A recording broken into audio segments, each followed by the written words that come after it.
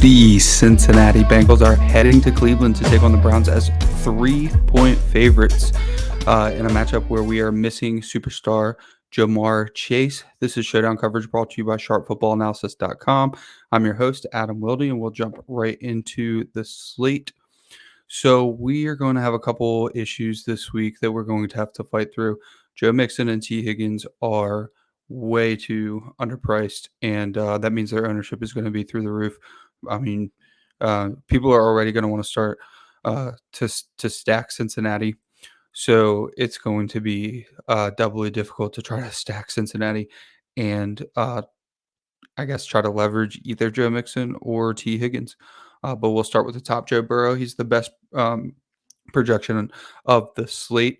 He is 11,400. That's a little expensive for a non-rushing quarterback, but it's kind of good that he's so expensive because it's going to help us get a little bit more unique with our lineups.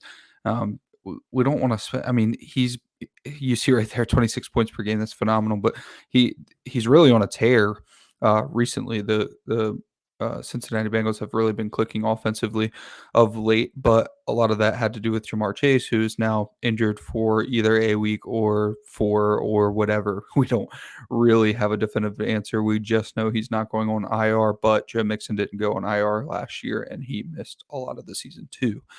So Joe Burrow is going to be one of the more popular captains. He's going to get like 20% captain ownership, which is usually reserved for like Josh Allen and Lamar Jackson. Not even Mahomes has been getting to 20% really this year. So that's going to be really high for Joe Burrow. He's not someone that you're going to be able to fade, though, because so much of that offense is going to be predicated around passing. So how are you going to get there with, your 4-2s with the favored team and not have Joe Burrow? It's probably not going to happen. So now we're in a tough position where you want to play Joe Burrow, you want to play Joe Mixon, you want to play T. Higgins.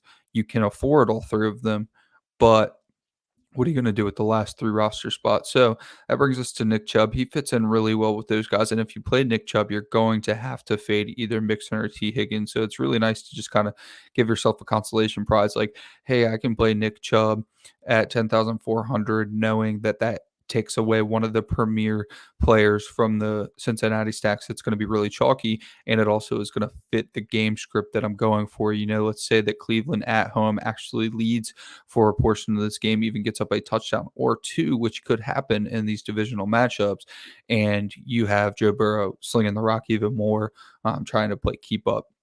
So that fits really well with Nick Chubb. But we also have another caveat later that we'll discuss with playing Nick Chubb, where we're not sure about Kareem Hunt's actual, if he's actually going to be playing in this game. Joe Mixon, probably my favorite play of the slate because I know how rostered Joe Burrow is going to be, and I know how rostered T. Higgins is going to be.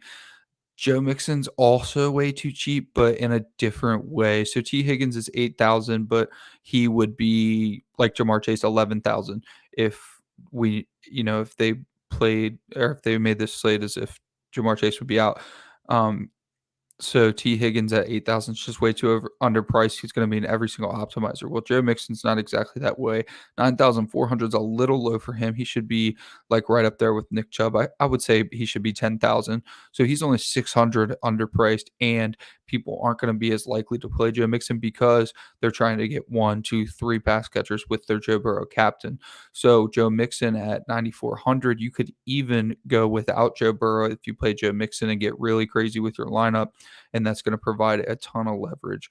Of course, you could play Joe Mixon with Joe Burrow. I mean, he has those 10 target games out of nowhere, and that could happen too. And that might be not necessarily unique because both players are going to be used quite a bit.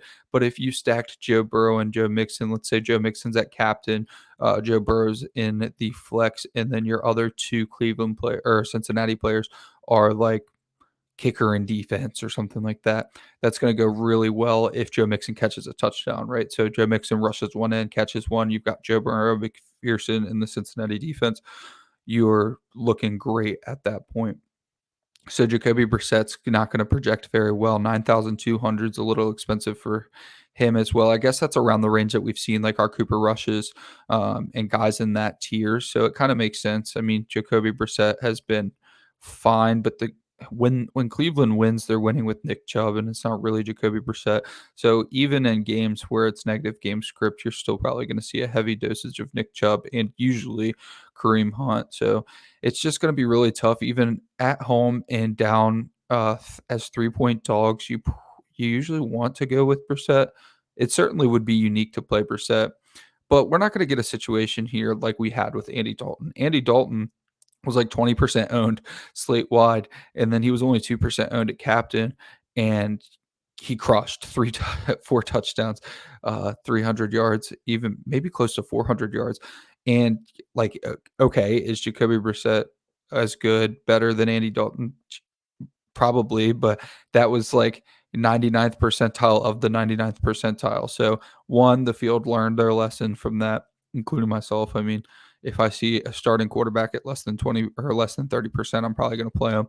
And then two, it's just not going to happen again.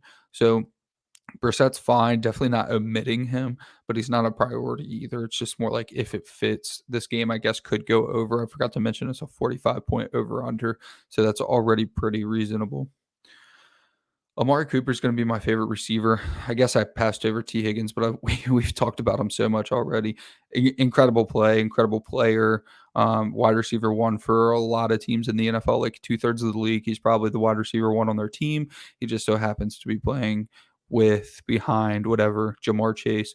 So T. Higgins is the wide receiver two on that team. But going forward, I mean, T. Higgins is like top 5 wide receiver, right? So at 8,000, that's just absurd. It's like imagine getting Justin Jefferson at 8,000. That'd be incredible, right? So everyone's going to play T. Higgins. You should probably also play T. Higgins. In Showdown, of course, we're used to leveraging those high exposure plays, and a lot of times you should. I mean, T. Higgins can any player can fail. We've seen Justin Jefferson fail multiple times this year. So he can fail. It's definitely worth not having 100% exposure in like 20 max or something like that. Maybe you keep him to like 75 or 70, which would put you underweight probably, and then roll that way. I don't know if he's necessarily 100% because just in Showdown, it's so tough to get a 100% player, and just, I don't know. It works sometimes, but it's really upsetting when that player doesn't meet expectations. Amari Cooper, though. Amari Cooper is going to get similar usage to T. Higgins, and he's going to be like half his owned. And that's just because it's the difference between Joe Burrow and Jacoby Brissett, which is fair. But if we're getting the narrative that Cleveland's just going to beat the brakes off of the if Cincinnati's going to beat the brakes off of Cleveland, then we're going to have a ton of passing from Jacoby Brissett, right? So if that ends up happening, who's that going to have to go to? There's a couple guys we'll mention later, but it's mostly going to be Amari Cooper, who has had decent rapport with Brissett all year. So Amari Cooper can also be one of those 10 target, kind of 8 receptions for 100 and a touchdown guys, and he's going to come at half the price of T. Higgins, and they're in the same range. So if you wanted to play like Joe Mixon, Joe Burrow, Tyler Boyd, or Hayden Hurst, and then Jacoby Brissett and Amari Cooper or something like that, that's decent leverage because you've got Cincinnati still in your 4, but you don't have T. Higgins. So that's a decent thing to consider with Amari Cooper. He's perfectly priced for us to have a little bit of leverage there. Tyler Boyd has been just absolutely crushing with like an 11% target share all year. It's kind of ridiculous and seems unsustainable, but he's been really solid as well for a wide receiver 3. Not something that you see a lot, but when you have your quarterback throwing for like 300 yards a game, I guess you can get there with 3 really good wide receivers. So Tyler Boyd's going to be heavily rostered at 6,400. Everyone's going to think the same thing. Well, in lineups that I can't afford T. Higgins, that's fine. I'll just play Tyler Boyd. So we're going to have to get a little bit unique there. He's a great play. Just like T. Higgins, Tyler Boyd's just way too cheap. I mean, Tyler Boyd should probably be 8,000 and T. Higgins should probably be 11,000. So technically both players are a really good value, but we're going to have to actually probably get down to like Hayden Hurst if we actually want to be unique in any Cincinnati stacks. Kareem Hunt at 5,600 is a great play if he plays. So he's had trade rumors swirling. Apparently he requested a trade, which is really weird. I remember he requested a trade maybe a long time ago, but then we've had trade rumors swirling about Kareem Hunt for like a week now, and then we have a report that says ownership or the front office for Cleveland has granted Kareem Hunt his trade request. It's like, weren't you guys shopping him? And then you can't like backtrack. But either way, he might not be playing. And if he doesn't play, obviously Nick Chubb is just an absolute lock, incredible play. But either way, Nick Chubb's a great play, and Kareem Hunt would also be a great play. And I've actually had success in the past playing Kareem Hunt and Nick Chubb together. Usually, you don't want to do that, especially when they're both expensive. But for some reason, with that offense, it tends to work out, especially on the occasions that they both find a touchdown, which happens sometimes. So if Kareem Hunt is playing, I do like him a lot as sort of like a leverage play. And also he gets there in if you want to do like a 3-3 with Hunt and um, Amari Cooper and Brissett, then you've got the narrative covered where the Browns have to pass a lot, but then you also have Kareem Hunt can just fall into the end zone at any time, regardless of game script. Donovan Peoples-Jones has been the wide receiver 2 for the Cleveland Browns, and he's been okay. 5,000 is like the perfect price for him, kind of like Dante Pettis for the Bears. It's like you don't want to play him, right? But he's going to be low owned. He's in a weird price range where you could the kickers and the defenses are probably going to project better than Donovan Peoples-Jones for a lot of optimizers. So you're in a position where you've got leverage there. He'll probably be around 20% owned, and he's just could have really good game script. Brissett seems to like him too. I mean, he's getting a decent clip of targets. I didn't mean to put disrespect on his name for comparing him to Pettis. It's more about the price and the kind of offense that he's going to be expected to be playing in. Unless they're down by a lot. I mean, the Bears will run no matter what. The Browns will try to catch up at least. McPherson, great play. Cade York. I bet you Cade York is going to be far less owned than McPherson. Recently, we've seen the field just completely just pile on one kicker, and then the other kickers just left in the dust. I mean, we saw it this morning with the London game where McManus was 40% owned, and then don't even remember the Jaguars kicker's name. I guess that's a sin for people who do showdown content, but sorry, he was only 11% owned. So it's like, and it really doesn't matter. I mean, there's no rhyme or reason for kicker production. So despite what some kicker analysts may say. So I've been getting in on being overweight on the less favorite of the kickers, which will be Cade York in this instance. We've got Harrison Bryant at 4K. He's a pretty good play because we are going to be without David Njoku. You see David Njoku is out. So Harrison Bryant is going to be like a nice salary relief play. David Njoku has had some splash games, but just hasn't been too terribly consistent from tight end standards, like in redraft and whatnot.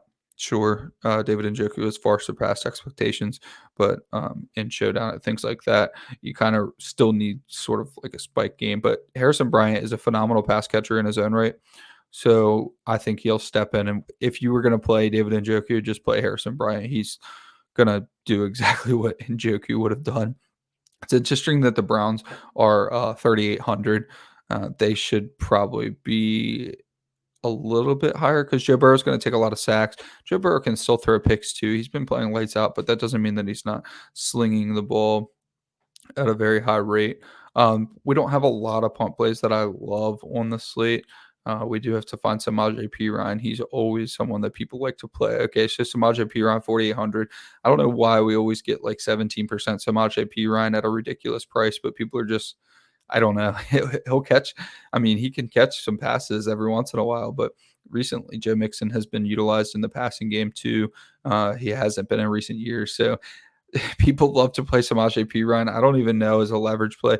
I always consider him as like an injury play. If Joe Mixon goes down, obviously Samaje Perine is going to be great. But like, yeah, I guess if you're trying to win $1 million, like a couple years ago when somebody played Marcus Mariota when Derek Carr was starting, and Derek Carr gets a concussion, and then now the guy's a millionaire. But I don't understand the desire to play Samaje Perine, but he is there at 4,800.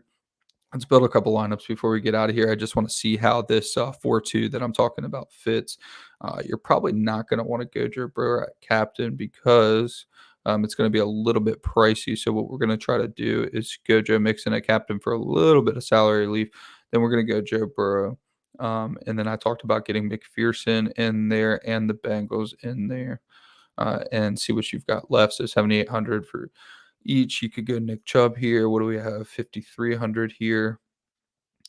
Yeah, Hayden Hurst would be nice for a nice 5-1. That only leaves 100 on the table. It's not super unique, but since you have the kicker and the defense in there, and this could be a low scoring, divisional, whatever phrase you want to say, grind it out affair, this could make a ton of sense for like small field. I don't mind this at all, but I probably want to go even lower than Hayden Hurst and see if I could do like Donovan Peoples Jones would probably be a nice pivot here. So we've got Joe Mixon at captain, Joe Burrow, Evan McPherson, the Bengals, Nick Chubb, and Donovan Peoples Jones. And a lot of people aren't going to gravitate towards this lineup because like if they have rule set in their optimizer, they're not even going to get this lineup because Nick Chubb and the Bengals are negatively correlated, but it just doesn't matter enough for me to put that rule in my settings because defensive scoring is so inconsistent and so difficult to project that really you need like a touchdown from the defense, or you need like a bunch of sacks or a sack fumble or something like that. And it really doesn't affect Nick Chubb that much because Nick Chubb's value, a lot of it comes from touchdowns. So he just falls in the end zone a couple times. So I do take that rule out, but something I've been getting better at lately is trying to think about what kind of rules the field may be using that I'm willing to omit from my optimizer. And that's one that I'm trying to work on. So with Nick Chubb and the Bengals, you're pretty much getting a unique lineup just because anyone else who's using an optimizer is not going to have that build. And you could also get off this and just go to cage work, like I mentioned, save yourself a lot of ownership. And now you're at a 3-3 with 500 on the table. Joe Mixon, Joe Burrow, Cade York, Bengals, Nick Chubb, Donovan Peoples-Jones is another option for you. But I would stick to 3-3 or 4-2 for the Bengals. We had a nice 5-1 earlier. I wouldn't mind doing that in like a small field, something like the Spy or something like that. But that's going to do it for today. This was Showdown Coverage brought to you by SharpFootballAnalysis.com. I'm your host, Adam Wilde, and thank y'all so much for coming out. Peace.